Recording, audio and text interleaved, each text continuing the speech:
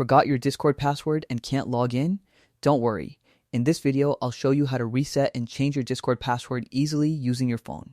So, let's get started. First, open the Discord app on your phone and tap on the Login button. Now, on the login screen, enter the email address or phone number linked to your Discord account. After that, tap on Forgot Your Password below the password field. Discord may ask you to complete a human verification step. Tap Confirm and follow the on-screen instructions to complete the verification.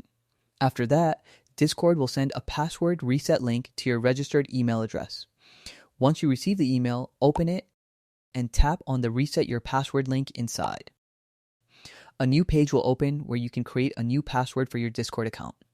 Type your new password carefully, then tap on the Change Password button. Your Discord password will now be updated successfully.